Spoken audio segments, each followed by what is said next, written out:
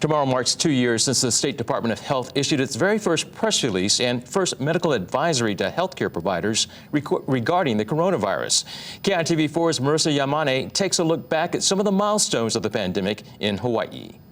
This is the press release the DOH sent out on January 21st, 2020, letting the public know it's advising physicians across the state to be on alert for patients who've traveled to Wuhan, China. Now, little was known back then about the new virus, and no one would have expected what was about to happen in the coming days and months and years. The next day, on January 22nd, the DOH held its first press conference to talk about what was then known as the 2019 novel coronavirus. This is an opportunity for our community to stand together and to lean forward at this time and, make sure that we're aware of the situation, make sure you know what to do.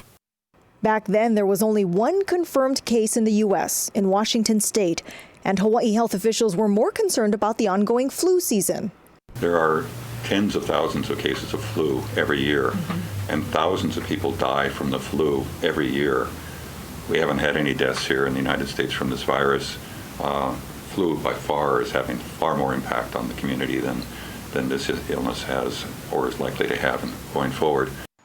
It wasn't until more than a month later, on March 6th, the DOH announced the first case in our state, a cruise passenger who tested positive for COVID-19 after flying home to Oahu.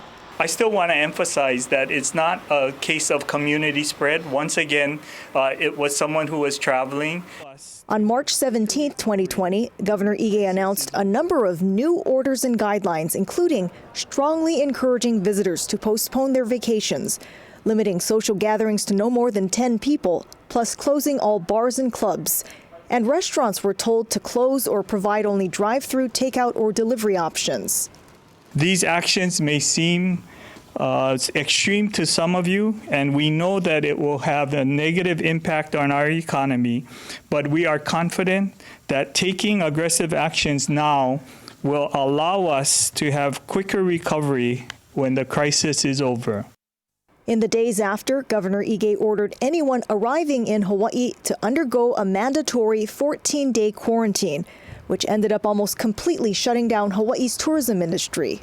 We want this action to send a message to visitors and residents alike that we appreciate their love for Hawaii, but at this time, we are asking them to postpone their visits to our island community. Stay-at-home, work-from-home orders went into effect soon after, and on March 24, 2020, the DOH announced Hawaii's first COVID-19 death, an Oahu adult who also had underlying health issues. It's so very important, especially when you have a fatality, to be absolutely sure of what's going on with that result. So as a protocol, we're likely to rerun any specimens that are associated with a fatality just to be absolutely positive. On March 26th, Hawaii's case count passed the 100 mark.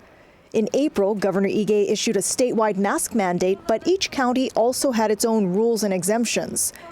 Flash forward to the fall of 2020. On October 15th, the state launched its Safe Travels program, allowing trans-Pacific travelers to skip the mandatory quarantine if they tested negative for COVID from a trusted testing partner. Pre-arrival testing to post-arrival, we believe that our partners in accommodations and the hospitality industry are working very hard to assure that Hawaii continues to be a safe place for visitors, for workers, and the residents. On December 15, 2020, vaccinations began in Hawaii, starting with healthcare and other frontline workers. Dr. Lester Moorhead of the Queens Medical Center received the first COVID vaccination in the state.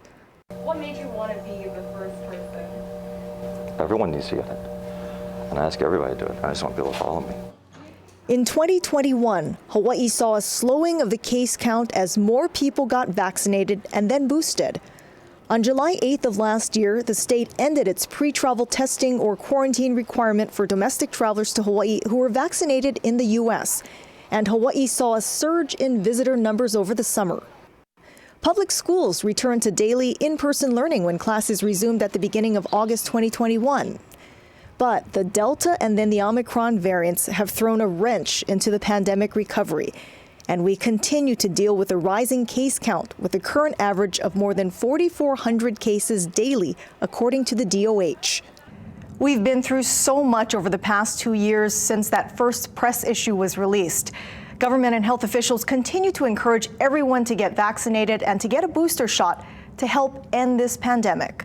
Marissa Yamane, KITV4 Island News.